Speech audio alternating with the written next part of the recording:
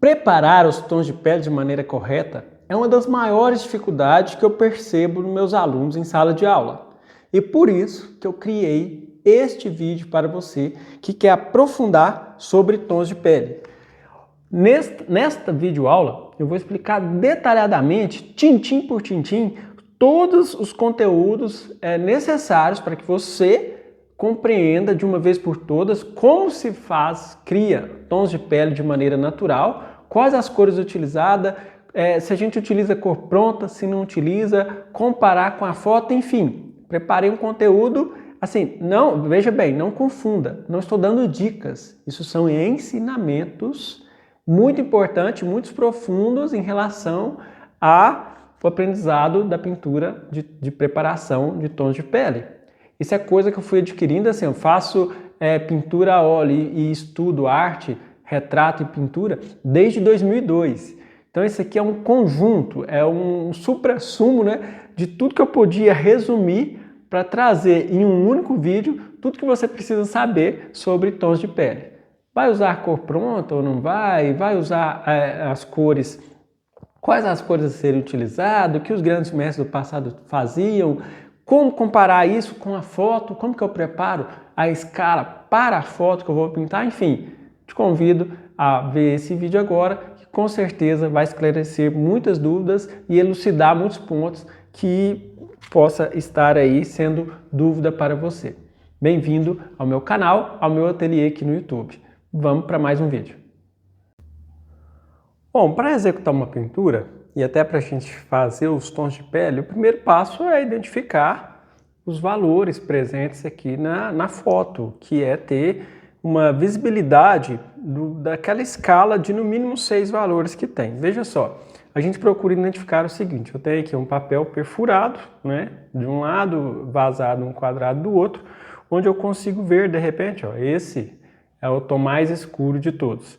Vizinho a ele, ó, é um segundo. Aqui eu já tenho um terceiro tom, a gente pode chamar de tom médio. Esse tom médio é um pouco mais escuro que esse tom médio, que ainda não é tão claro. Então quer dizer que até aqui foram 4. 1, 2, 3, 4, 5, 6, que é o mais claro. Então no mínimo 6 valores a gente precisa. Só que não basta ter os 6 valores, é preciso a gente fazer um mapeado. O que é o mapeamento, né? Digamos assim, é compreender como identificar esses valores. Aí muitas pessoas me falam, eu acho um pouco difícil fazer esse mapeamento. Vou te explicar uma forma que vai ficar bem fácil de compreender isso. Veja, o primeiro passo, identifique os extremos. Esse é o mais escuro, né? Esse aqui nem dá para perceber, né? E esse aqui é o brilho do nariz, o brilho da testa, o brilho do olho, né? Um pouco do branco do olho, uma pequena parte, uma pequena porção do branco do olho aqui também é mais claro. Então esses aqui são os extremos, onde esse é o zero, porque não tem nada de cor, ou assim, não é do branco, né? Onde não tem mistura de cor. E esse é quase que o preto. Então os últimos, né? Os extremos. Então quer dizer que numa escala de 6 valores, só faltam 4. Entende? A gente vai eliminando, a gente vai por eliminação. Veja, esse aqui, ó, é um tom quase tão escuro quanto o da direita. Então quer dizer que é mais um, já tenho 2. E do lado do branco, eu tenho um que é quase tão claro quanto o branco. Então toda essa área aqui, ó, que vem em volta do branco, é quase tão clara quanto ela.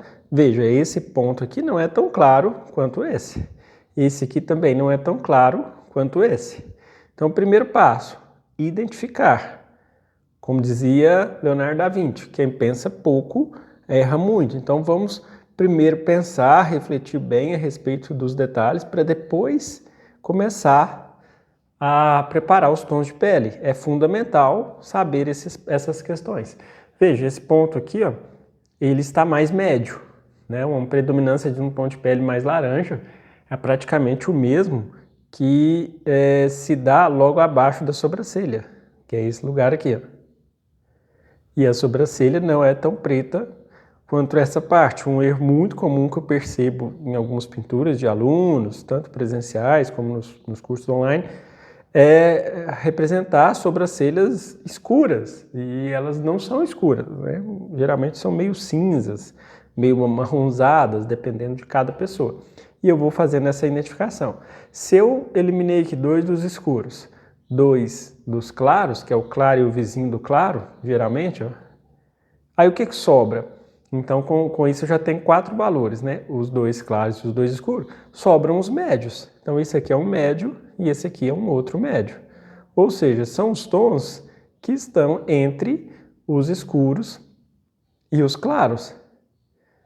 Veja, aqui abaixo da narina eu tenho um escuro e logo abaixo do buraco aqui da narina o tom é médio, só que é o médio mais próximo do escuro. Então é preciso fazer uma identificação do que a gente chama de mapeamento. Eu preciso entender esses tons e meio que reconhecer o formato que cada um tem.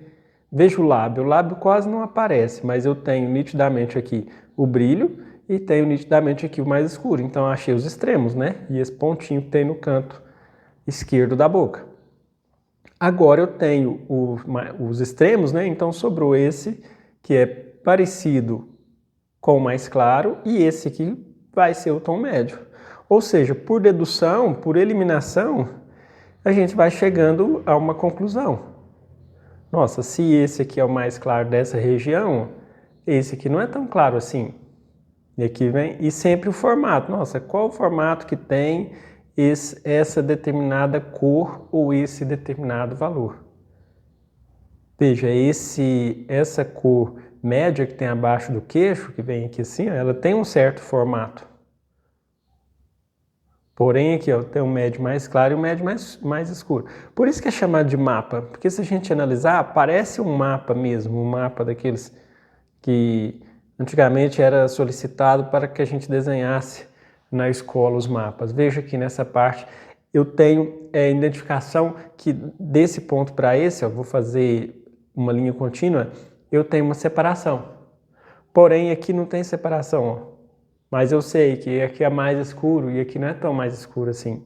Igual aqui também não tenho separação, mas eu tenho que definir mais ou menos aonde, por isso que eu faço pontilhado, onde é o término de um valor e onde é o começo do outro. Porque vários locais o tom se passa de maneira bem suave. Eu posso sempre comparar com formas geométricas, com letras, ou brincar mesmo com desenhos. Nossa, esse brilho que tem aqui, formato que ele tem. De repente, se tivesse um olhinho aqui, uma carinha, viraria algo semelhante a um desenho animado. E essa parte aqui do pescoço, parece a letra V. Entende? Eu vou identificando formatos e esse formato aqui parece um M, o conjunto do claro. É preciso fazer uma identificação dessas formas, porque ao pintar, ao preencher, a gente vai precisar fazer isso. E sempre comparando, além das formas, a questão do valor. Esse é mais claro do que esse. Esse é mais claro do que esse. Então eu tenho que limitar o espaço entre esses valores. Isso é uma questão assim meio que fundamental, porque assim a gente percebe a escala completa dos valores. Quanto mais a gente conseguir compreender essa escala, melhor é, né? É o mesmo que aqui no chapéu está um pouco mais definido isso, né? Eu tenho aqui um verde mais escuro, aqui eu tenho um verde um pouco mais médio, mais quente, aqui volta no verde mais escuro, aqui eu tenho um verde mais claro, médio, quer dizer, que esse é médio quente, esse é médio frio. Eu tenho um vídeo aqui no canal só sobre verdes, né? Você vendo ele, você vai conseguir compreender essa questão dos verdes. Esse aqui é um verde considerado um verde cinza, um cinza cromático esverdeado. Veja que eu tenho esse quadrado, esse. Porém, esses 2 primeiros quadrados são mais claros do que esses 2, que são praticamente iguais a esse. E assim, sempre no processo comparativo. Aqui o chapéu vai ter muita questão da temperatura, né? Verdes mais frios, verdes quentes, além da questão do claro e do escuro. Feito isso, feito esse mapeamento, aí a gente parte para as cores que vão ser usadas, né? Então eu vou pegar aqui e apresentar as cores que eu vou utilizar para preparar para esses tons para esse retrato aqui, né? Bom, o primeiro passo é a gente compreender que não basta eu começar aqui pegando essas cores que serão utilizadas e simplesmente começar a misturar. O primeiro passo é conhecer as variações e pequenas diferenças entre uma cor e outra. E para isso a gente utiliza cada uma das cores acrescentando branco, que dessa forma a gente distingue a diferença, por exemplo, do vermelho cádmio claro para o vermelho da China. Sem saber isso, fica difícil executar a pintura. E as cores a serem utilizadas serão todas da marca Corfix, aqui o branco de titânio, de número 102. Tem aqui o amarelo cádmio claro, que é o 35, o amarelo cádmio escuro, que é o 37, vermelho cádmio claro, 41, vermelho da China, 57, alizarin crimson, 104, vermelho óxido transparente, 113, azul ultramar, 68 e lamp black. Eu vou falando um pouquinho à medida que eu vou fazendo cada um aqui. É bem simples. Os amarelos não tem como eu criar muitos valores com eles, pois já são tons brilhantes, ou seja, já são cores brilhantes, já são valores, já tem valor alto.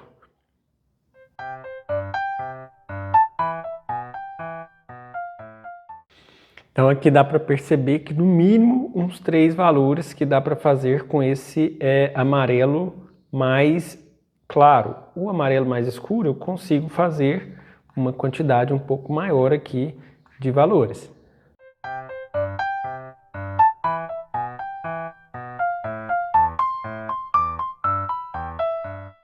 Lembrando aqui de um ponto interessante, eu já tenho aqui a tela preparada de cinza. Veja, os tons aqui parece que não são tão...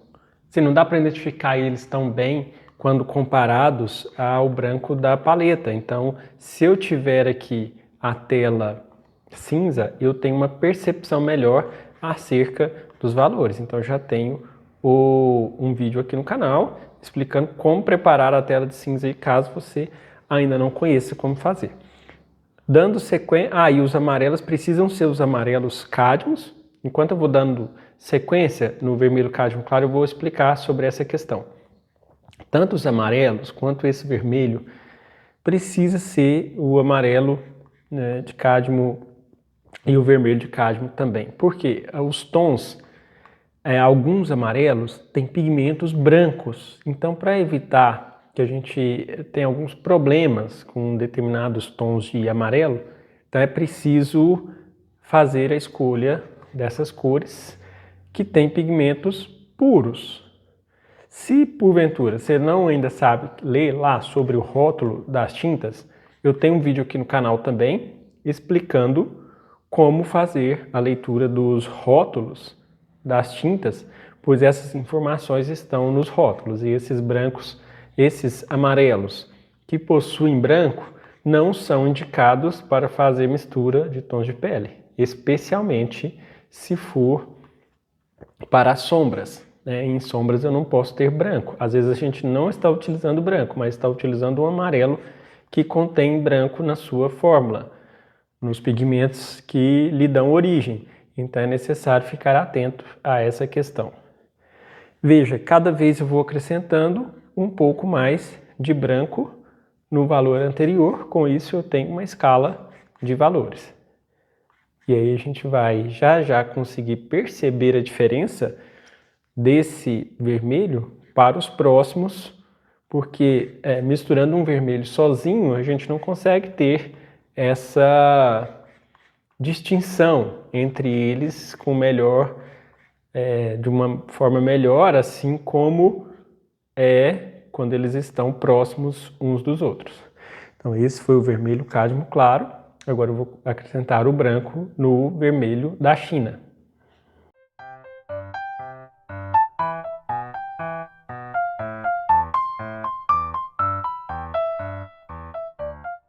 Utilizar este vermelho da China, a gente já percebe a diferença em relação ao vermelho cádmio, quanto um é mais rosa e o outro é mais para o lado de uma cor que a gente chama de salmão, por ser mais laranja do que vermelho. Apesar dele ter o nome vermelho, cádmio claro, 41, ele não tem muito de vermelho. Vou fazer o alizarinho aqui e já vou explicar a diferença, que é mínima, mas é mais na questão do uso em relação ao vermelho da China, porque os dois são bem semelhantes.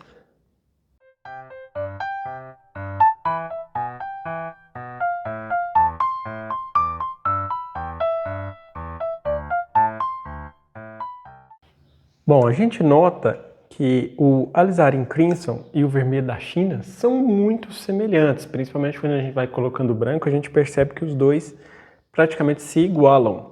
Então, qual vai ser a diferença? O alizarin crimson, que é um pigmento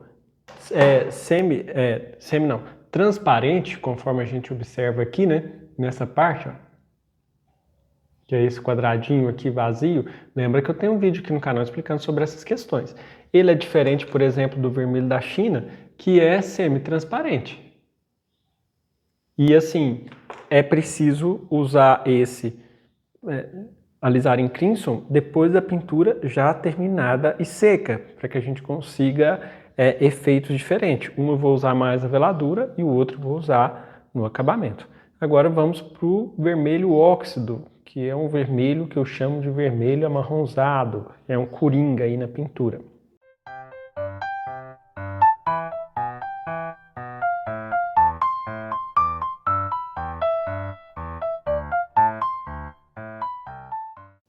Bom, finalizado aqui o vermelho óxido transparente, é uma cor muito boa. Veja que eu crio tons mais amarronzados, são semelhantes aos tons de pele de pessoas morenas, né? Pessoas negras também vai usar muito. Eu tenho um vídeo aqui no canal falando de forma muito profunda a respeito dos marrons. Vou deixar no link na descrição também para que você possa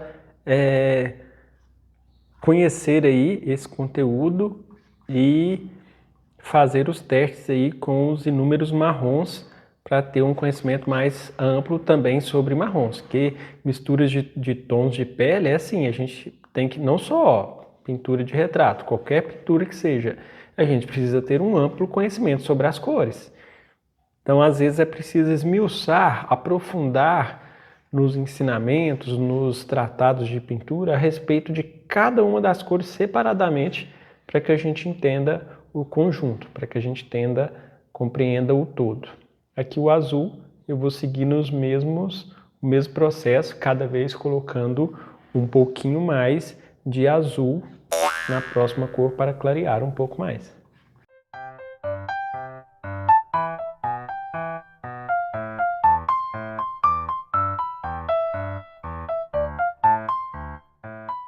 Bom, o azul é uma cor de pigmento PB29 e aqui a gente já encontra algumas conclusões interessantes. Esse primeiro azul, primeiro e o próximo, se a gente olhar a tinta pronta lá, azul cobalto, a gente vai ver que é PB29 mais PW, que é mistura de azul com branco, né? Lá no tubo da tinta, na cor pronta, azul cobalto. E na cor azul hortênsia também a gente vai ver. Então, aqui eu tenho nessa escala de azul ultramar com branco duas cores prontas, que eu as encontro prontas disponíveis no mercado, que é o azul cobalto e o azul ultramar, que fica entre esses dois tons de azuis com os valores mais altos. Então é interessante porque a gente já começa a compreender a respeito da origem desses diferentes azuis que tem no mercado. Agora, por último, o preto, e esse preto que eu estou usando é o Lamp Black.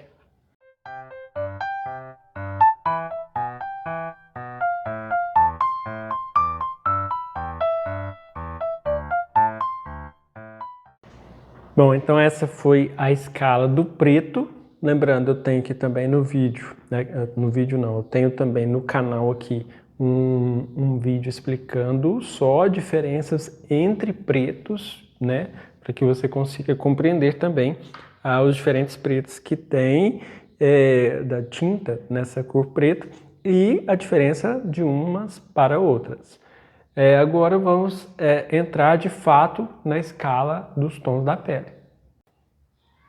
Bom, então as cores que eu vou utilizar não serão exatamente todas desse estudo. Lembrando, algumas das cores eu utilizo depois da pintura seca, por isso que eu tenho todas essas cores aqui à disponibilidade, porém, para fazer os tons de pele eu vou usar branco de titânio, amarelo cádmio escuro, vermelho cádmio claro, vermelho da China, vermelho óxido transparente, azul ultramar e preto. Veja, o alizarinho eu não usei aqui, o amarelo cádmio claro eu também não utilizei. Enfim, o vermelho da China praticamente não vou usar muito nesse início agora. Então vamos partir agora para as misturas. Inicialmente eu coloco aqui os extremos, que é o branco puro e também o preto puro. Aí a partir destes dois, por isso que a gente fala estudo de luz e sombra, porque um representa a luz e o outro, a luz plena, né? E o outro representa a sombra plena. Vamos trabalhar agora, começando pelos escuros. A mistura aqui do azul, ultramar, com vermelho óxido. Aqui eu tenho uma condição de fazer dois tons de escuro. Veja, eu tenho um escuro aqui que está predominando azul. Eu consigo perceber por causa da mistura da paleta. Eu vejo a paleta nessa coloração. Veja se estiver predominando o vermelho óxido, como eu tenho uma cor mais avermelhada. Então tudo isso é importante para que a gente identifique, né, saiba o que está fazendo. Então aqui eu vou deixar ficar mais ou menos meio a meio. Nem predominar nenhum, nem o outro. Essa informação é só para que a gente saiba e compreenda. Então eu vou fazendo aqui nesse lugar da paleta e colocando essa escala ao lado das cores prontas. Então eu tenho aqui, ó, o mais escuro de todos, que é um pouco parecido com preto, mas não é preto de fato. Veja, para os próximos valores eu nem limpo a espátula. Eu vou pegar aqui, ó, o vermelho cádmio claro com o azul e misturar os dois. E pôr um pouco do amarelo. Agora a importância do amarelo ser o cádmio escuro. Se fosse o cádmio claro não daria certo. Se fosse um amarelo que tenha pigmentos branco em sua composição também não daria certo. Então eu tenho aqui dois tons mais escuros, né? Então são os valores, numa linguagem mais técnica, são valores baixos, né? São valores mais o segundo grau de luminosidade são mais baixos. Esses tons, o que predomina nesses tons é que não tem branco. Agora eu vou começar a utilizar vermelho, amarelo e azul.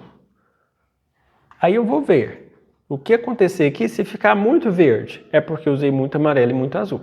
Se ficar muito vermelho, né, muito marrom, é porque faltou azul. Então venho no azul. Se escureceu demais, é porque eu usei azul demais. Então eu volto no vermelho e volto no amarelo.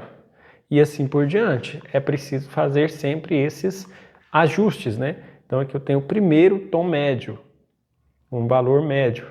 Os valores médios, eles estão aí entre a luz e a sombra. Eu tenho um médio mais escuro e tenho um médio um pouco mais claro.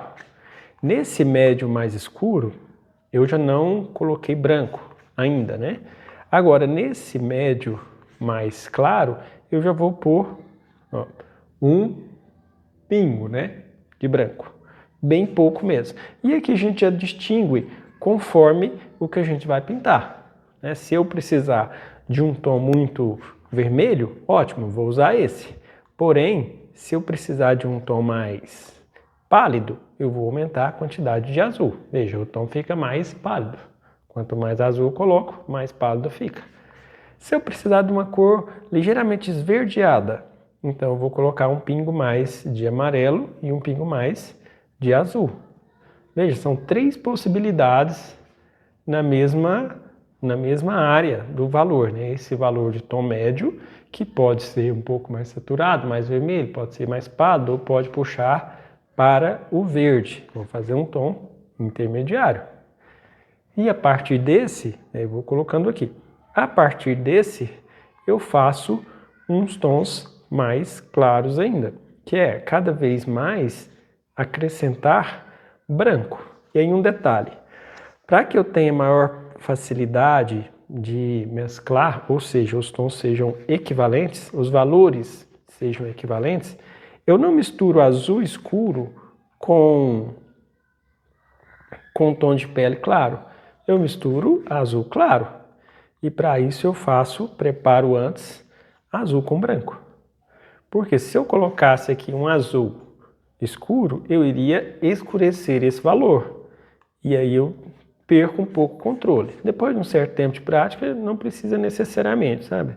Ter esse cuidado. Agora aqui eu vou colocar esse tom mais claro e assim, sempre. Eu quero ele mais rosa. Coloque um pouco mais de vermelho. Não, eu gostaria dele ligeiramente laranjado. Coloque mais vermelho e mais amarelo. Então aqui eu tenho um tom mais claro um pouco, né?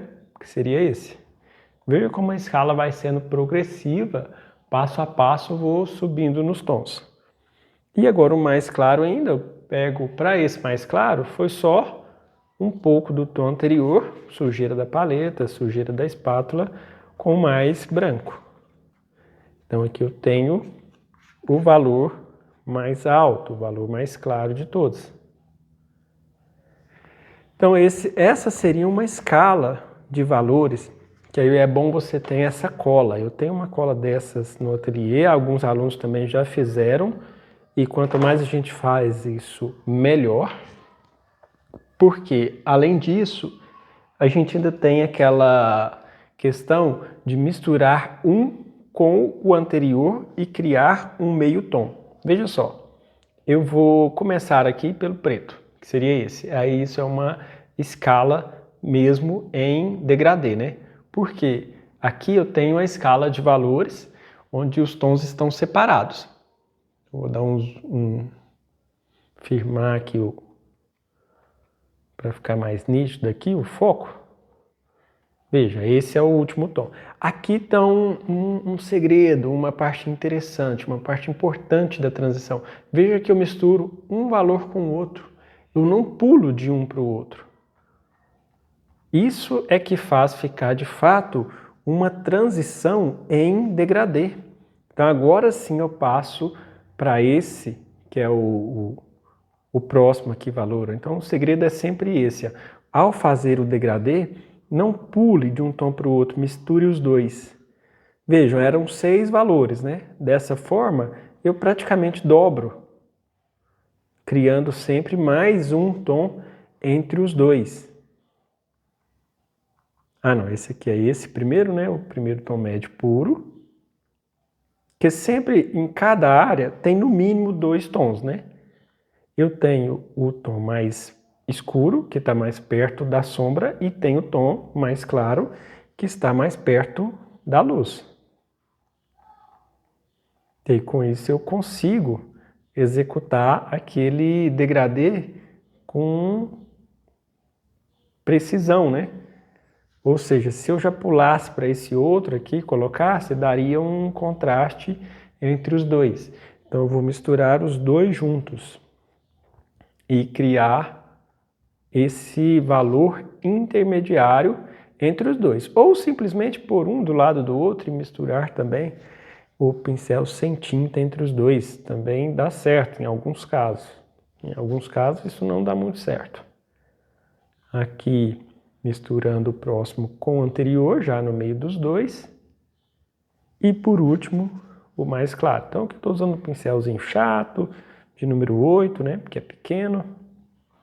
Então tem uma escala de degradê que você pode fazer essa escala e ela servirá de referência para suas demais pinturas. Toda vez que você for fazer algum tom de pele, pode usar esses mesmos tons, essas mesmas cores prontas e fazer as demais, porém ajustando para o retrato que você for pintar. Você não vai fazer essa escala necessariamente.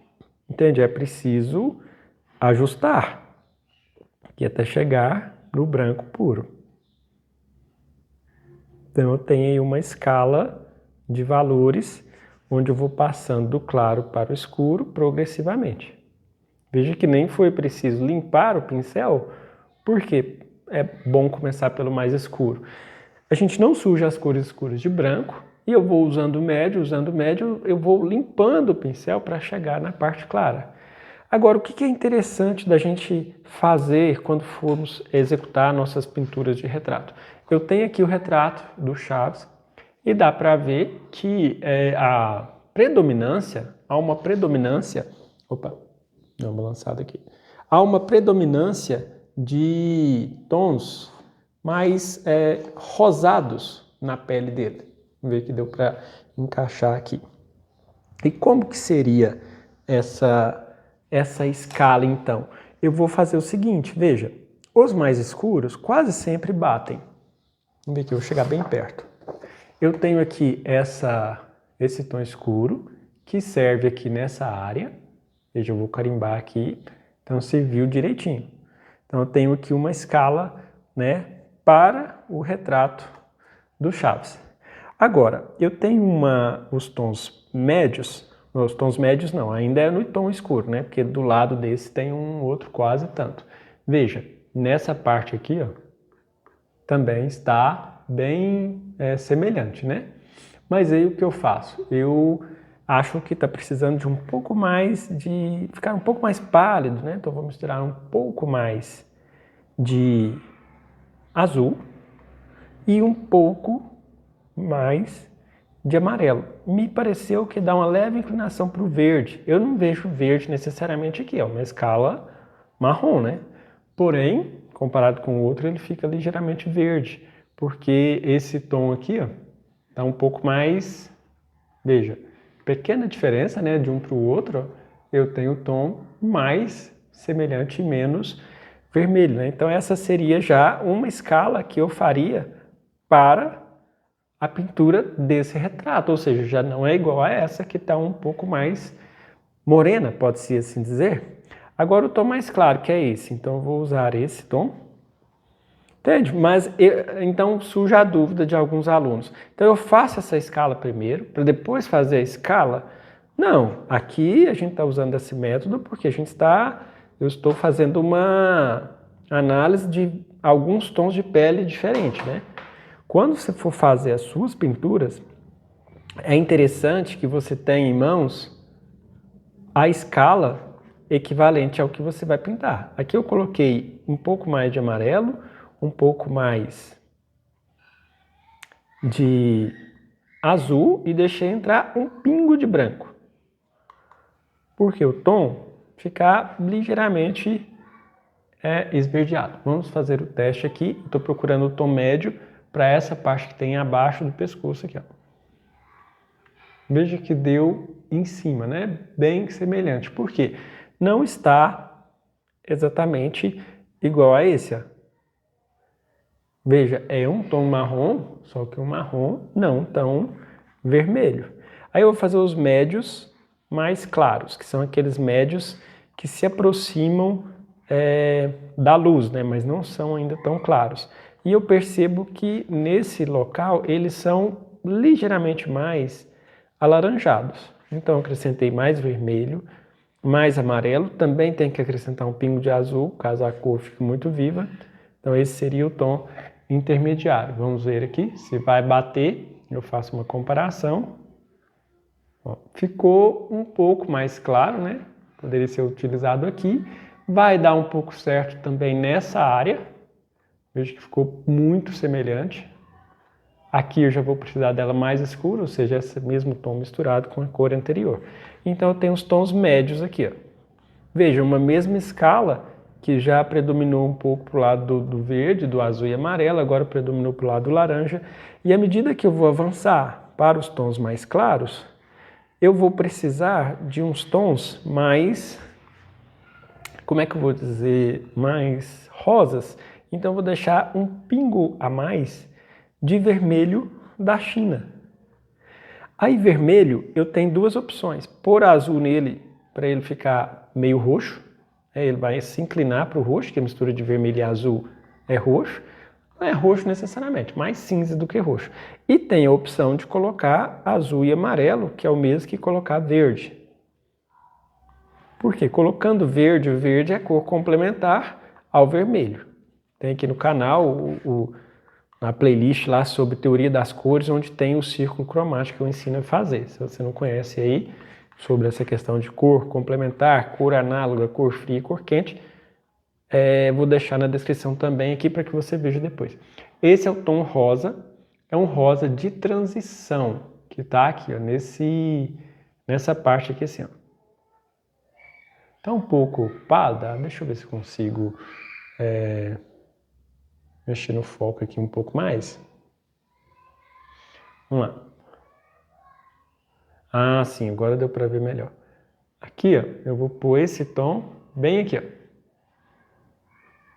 Veja, deu quase certo. Eu vou aumentar um pouco mais de azul aqui na mistura. E aí, com esse pouquinho mais de azul, eu vou deixar o tom um pouquinho só mais pro lado de roxo, né? Pode-se assim dizer. É difícil até dar nome, né? A gente não precisa se preocupar muito em dar nome nas coisas, não. O importante é ficar parecido. E aí, veja que o tom ficou já um pouco mais semelhante, só por colocar um pouquinho de azul. Então, tem esse tom mais claro. E agora eu vou fazer um mais claro ainda, e eu também percebo que esse não dá muito certo, porque ele precisa ser um pouco mais rosa.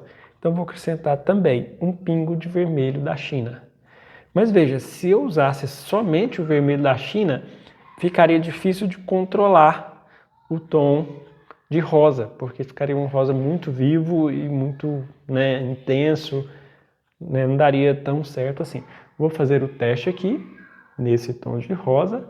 Ó, consegui um rosa um pouco mais claro, então consegui para essa parte aqui, ó. Né? Então quer dizer que eu tenho que fazer um entre esses dois, porque aqui deu um salto, né?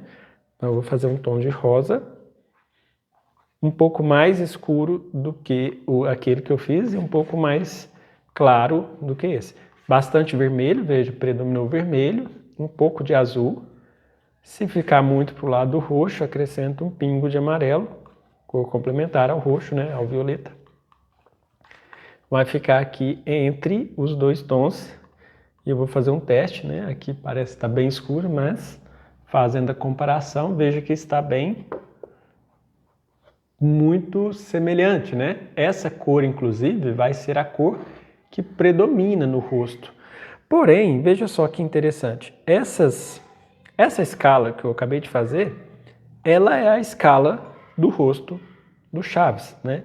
Pelo menos assim nos lugares onde eu testei.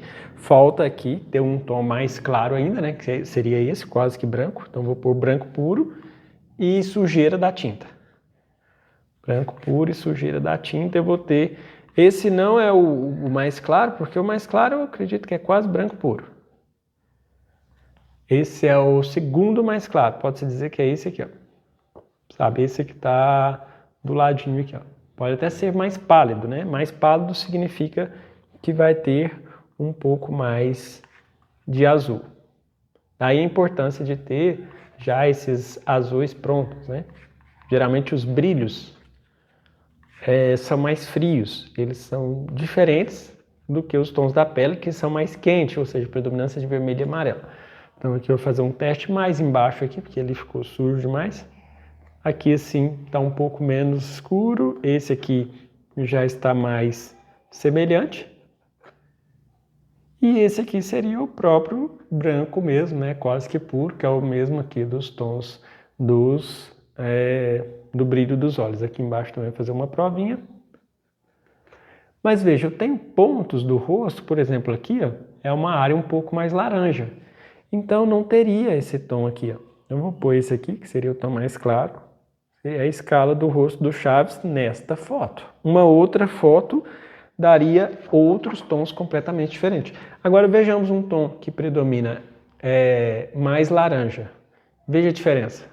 Olha o Kiko, nesta foto, nesta iluminação. Pode ser que uma outra foto o Chaves esteja mais laranja. Como eu disse, tudo depende também da iluminação. Se fosse para fazer, por exemplo, a parte do Kiko, o que seria interessante? Acrescentar um pouco mais de laranja. E o que eu posso fazer nesses casos? Usar aqui o laranja pronto, que é o 40. Porque eu ganharia tempo. Veja, é um pigmento puro, é um pigmento cádmio, um pigmento extremamente forte. Eu poderia fazer a escala já predominando o laranja. Agora, se eu não tenho, né, se é só uma área e eu quero predominar laranja, eu faço o seguinte, pego todos os valores e vou acrescentando laranja. Pego esse, acrescento laranja, pego o próximo e deixo predominar nele o laranja. Pego o próximo e deixo predominar nele o laranja. Entende? Isso é cor de predominâncias. É interessante que a gente tenha isso claro, porque quando a gente for pintar, um mesmo retrato tem inúmeras transições de cores. A gente viu no Chaves, por exemplo, que tem lugar que está mais laranja, tem lugar que está mais rosa, tem lugar que está mais pálido.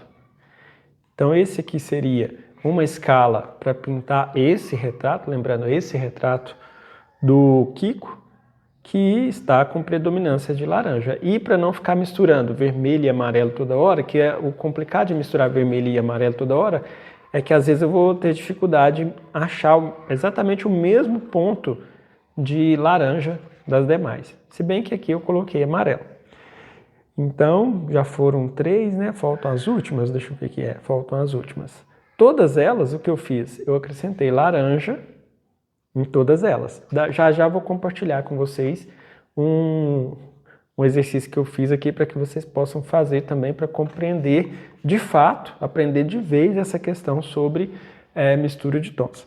Então vejamos aqui, todos esses tons predominando laranja. Aqui eu tenho um tom de laranja, veja que ele está predominando nesta parte. Aí eu tenho um laranja um pouco mais escuro, que seria aqui avançando em direção à sombra, né, com um pouco mais de ajuste, ele precisa ficar mais laranja ainda. Aqui um outro, essa parte deu bem certo. Então esse de trás aqui precisaria ficar mais laranja, então um pouquinho mais de laranja nele. Para ficar mais semelhante aí, não tão rosa, né? Ainda precisa mais laranja ainda, enfim, mas eu vou dar continuidade aqui. Aqui um pouco mais escuro ainda, veja que o tom ficou bem semelhante, né? Então é interessante que a gente faça essas escalas, ó. Aqui mais laranja ainda, aqui o laranja mais escuro, seria o que está embaixo aqui, né? E o mais escuro ainda que seria esse. Um pouco mais pálido, né? Teria que usar um pouco mais de azul, com um pouquinho mais de amarelo, porque seria equivalente a acrescentar verde. Enfim, só para que a gente veja o quanto um rosto pode predominar uma cor em relação a outro rosto, ou às vezes o mesmo rosto com iluminações diferentes. Aqui empalidecendo um pouco mais, precisaria empalidecer ainda mais, mas assim, deu para identificar o exemplo. Aqui só para exemplificar isso, eu vou colocar a escala que predomina um pouco mais de laranja na mistura, que aí seria essa da segunda escala aqui. É interessante que você faça isso para que, quando for pintar, não ficar perdido. Nossa, não sei que cor. Não existe uma coisa assim, eu tenho dom, eu olho para a coisa e sei a cor que é. Eu não tinha essa noção no começo. Agora, de tanto fazer essas escalas, hoje eu olho para uma foto e consigo perceber, nossa, essa foto aqui predomina o laranja, ou essa foto aqui predomina um tom mais verde, ou essa foto aqui, e assim por diante. Graças a esses estudos de cores. Então isso faz com que a gente desenvolva. E o mesmo aqui a gente pode aplicar com todas as outras cores. Eu vou compartilhar agora um exemplo aqui, ó. Esse aqui é alguns exercícios que eu passo para alunos. Então o que eu fiz aqui, ó. Eu tenho aqui escalas de valores em tom de pele, ou seja, a primeira, exatamente como eu fiz aqui. Ó, eu, inclusive até coloquei as receitas aqui, né? O branco, a primeira, óxido com azul, você pode fazer essas receitas também. A segunda, vermelho, cádmio com azul, um pouquinho de amarelo. E a terceira começa a colocar branco, né? E neutralizar com os azuis. É bacana de ter isso aqui também. Aí o que eu fiz em seguida? Essa mesma escala, igual eu fiz aqui com laranja, e igual eu fiz aqui com a escala do chás para adaptar, eu fui acrescentando as diferentes cores nesta primeira escala. Ou você pode já fazer predominando em todas, né? No caso, se fosse a primeira amarelo, acrescentar amarelo cádmio claro no lugar do amarelo cádmio escuro em todas. Então aqui eu fiz o teste com amarelo cádmio claro, depois com amarelo cádmio escuro, vermelho cádmio claro, faltou fazer com laranja aqui, né? Que seria essa aqui. Depois eu fiz predominando com vermelho óxido transparente, vermelho da China. Aqui eu fiz uma mistura com violeta, não peguei o violeta pronto, peguei o violeta que é a mistura de preto com alizarin crimson e branco, por isso que tem esse asterístico aqui. Aqui eu fiz acrescentando preto, o preto normal mesmo, né? O 65, fiz acrescentando azul, ou seja, cada um ia acrescentando verde, verde esmeralda. Cada uma dessas escalas, foram 9, né? 3, 6, 9, 10 com essa. São 10 escalas que se você fizer, com certeza, ao olhar para o retrato, você já vai saber identificar, igual aqui, fica muito claro para a gente agora, a predominância de cores em cada um desses dois retratos. Um mais laranja, predominando, um mais rosa. Contudo, esse que é mais rosa tem suas áreas de laranja, igual aqui tem suas áreas de tons mais pálidos, tem os marrons da sobrancelha, enfim, isso sem falar da roupa, do chapéu e do fundo e assim por diante. E agora, vou só fazer uma perguntinha aqui para vocês. Tem muita gente que me pergunta o seguinte, mas eu posso utilizar os tons prontos, as cores prontas? Tem muitas cores prontas. Vamos lá. Primeiro vamos ver quais são essas cores prontas. Aqui eu tenho o marrom de Garanza, que pode ser substituído aí pelo Burnet Amber, né, na tinta lá importada. Lembrando que eu já falei isso aqui lá na aula sobre os marrons. Então, esse marrom, qual que é esse marrom? O importante é só compreender qual que é esse. Esse marrom, ele está aqui na área dos escuros.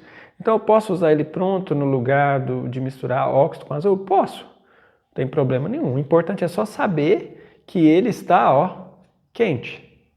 Ou seja, está predominando uma cor mais avermelhada, um marrom mais avermelhado. Se eu quiser mais pálido, menos avermelhado, eu teria que acrescentar um pouco de azul.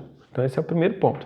Poderia usar o laranja puro? Vocês já viram que sim, nessa mistura, para fazer essa escala aqui, para evitando ficar misturando amarelo e vermelho toda hora e ter uma constância, um pigmento sempre pronto. É importante lembrar de ter um pigmento puro. Se fosse um pigmento aqui que tivesse branco, aqui é só PO20, não daria certo de fazer, né? E agora a questão sobre os tons de pele. A gente tem no mercado, basicamente, alguns tons de pele diferentes, e aqui eu vou apresentar para vocês 3 tons de pele, né? Que são as cores prontas, né? Então, deixa eu anotar aqui.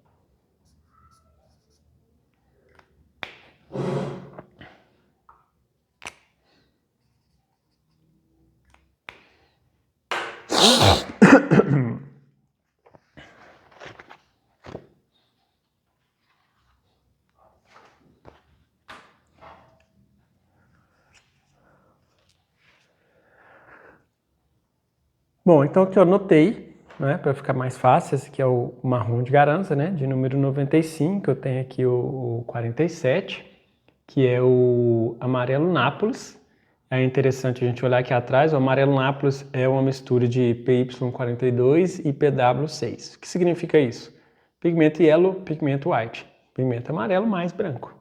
Ou seja, esse tom aqui, ó, 47,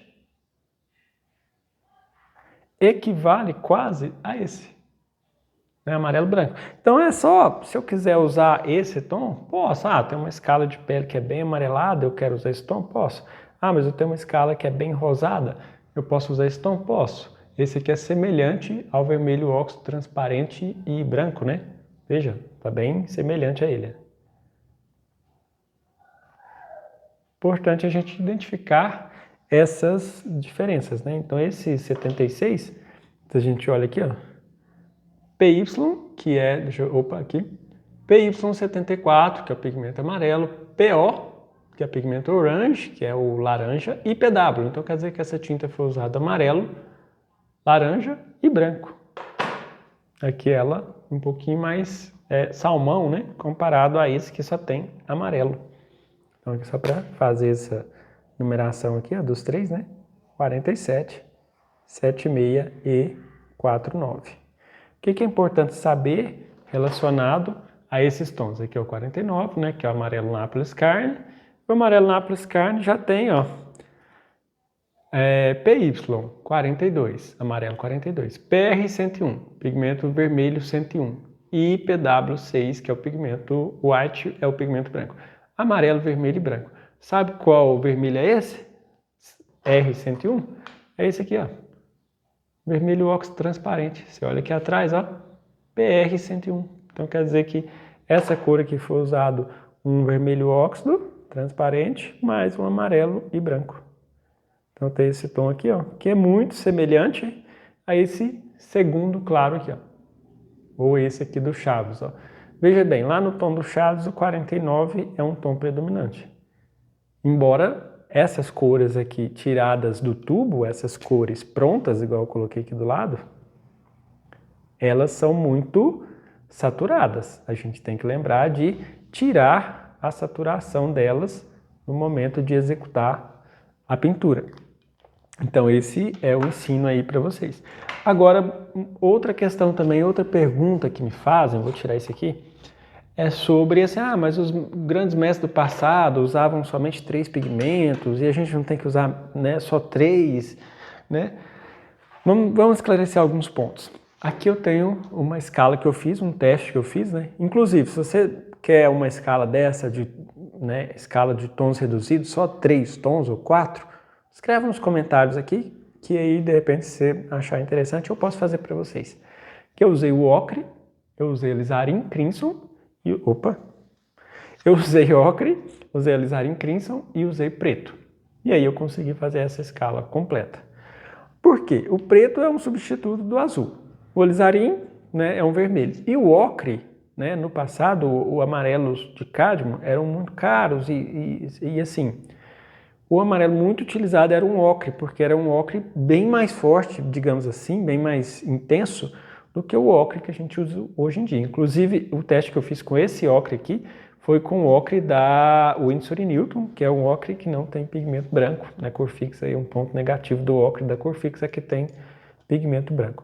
Com isso, eu consegui fazer a escala completa, ó, de 9 tons, né, e fazer o degradê completo. Aqui fiz até um teste pintando uma esfera para fazer essa transição. E aqui embaixo, ó, eu tenho os testes que eu fiz para que a cor fique predominando amarelo, para que a cor fique mais rosa, predominando vermelho, para que a cor fique mais verde, predominando amarelo e preto, para que a cor fique mais violeta, predominando violeta, e uma escala de cinza, que os valores de cinza neutralizam todos esses tons aqui. Então, só a fim de informação, se caso você tem interesse, é uma pessoa mais, não, eu sou mais purista, eu gosto de dedicar mais aí na escala dos grandes mestres do passado, pode. Porém, o que a gente também tem que ficar claro, no passado, os grandes mestres não tinham fotos tão nítidas quanto essa. Eles pintavam ao vivo, eles pintavam pessoalmente. E não tinham também tantas fontes de iluminação.